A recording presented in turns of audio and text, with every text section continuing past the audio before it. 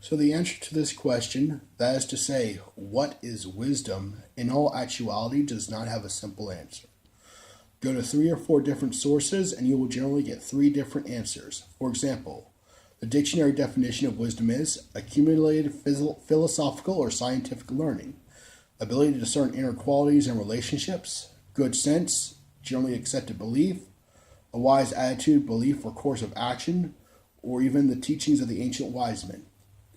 Another example is that, biblically speaking, the beginning of wisdom is to fear the Lord, but that really means to hate evil, because if you hate to see and do evil things, then you have no fear of repercussion from the Lord, mostly because he is literally all good things personified.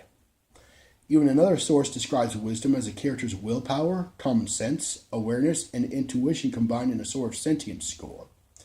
I would say that in the end, wisdom is not so much what people call common sense, as generally the knowledge or understanding needed to properly navigate your situation and circumstances in such a way that you follow what particular individuals would believe is a course of action that makes good sense or is right. This would also mean that there are different types of wise teachings. For example, one form of common secular wisdom, is following the laws put in place by your peers and the government you fall under. But because the Lord's kingdom does not fall under the measurements used on earth by men, it is technically only a form of heavenly wisdom to say that to fear the Lord is to hate evil. Unfortunately, this means that there will always be conflict between the desires of those on earth and the desires of the Lord, as the measurements of success are decided very differently. Another form of wisdom that would be demonic wisdom, that is to say, wisdom the devil would give out because it is evil and suits his purposes. So, to help show the natures of these kinds of wisdom for what they are, let's show each in action based on a general scenario. The situation: there's a sports ring you want to give to a friend of yours for their birthday. But you put that thought in the back of your mind for the moment since you can't afford it. On your way home from the shop where you found said ring, a man that isn't paying attention to you bumps into you and then pushes you off your feet. Without another word, he flips you the bird and walks off. By the time you get up, having been stunned for a moment by hitting your funny bone on the sidewalk, he's already gotten into his car and driven off. Eventually, you make your way to your car and head home. While at your apartment, you happen to be looking out the window only to see a very familiar car pull into a spot nearby. Sure enough, the same man comes out and goes into a different apartment block.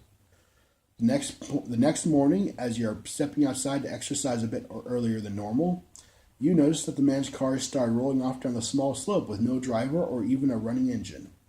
In this situation, the common secular wisdom would be to go about your business, heading to work, and earning enough money to get the gift for your friend. The Lord's wisdom would be to help him with his car and getting it fixed, or at the very least shouting out and moving to keep the car from sliding away. The devil's wisdom would be to slip off to work with a chuckle at vengeance well earned after checking to make sure your tools were put away. Now, note the different focuses each sort of wisdom emphasizes. The first, that is to say a secular focus, is to ignore the plight of the guy you probably hate at this point in order to support the friend you like. It's not wrong, but is a focus on what we personally desire, and by extension, no good was done. Mostly because it's a sort of advice that never really does good, it simply promotes the status quo at best and provides a path for evil at worst. The second ignored our personal desire and is technically one of the building blocks of the law that God gave the Israelites as a whole. Exodus 23:4-5. If you meet your enemy's ox or his donkey wandering away, you shall surely return it to him. If you see the donkey of one who hates you lying helpless under its load, you shall refrain from leaving it to him. You shall surely release it with him. It is clearly something designed to spread good, regardless of those involved, and can create lifelong friends where there was once only enemies. Mostly because no matter how much one can talk about this aspect of the law, it is very difficult to follow through on for the most pious of individuals, and is understandable if you want to ignore it in the case of those taking advantage of you. The third is what the devil would have you do, not only because it spits in the face of what the Lord would desire, but because if you're caught and taken before a judge, neither side is truly in the right, having ultimately decided the matter between them. Unfortunately, what could be proven decides who is actually punished further in court.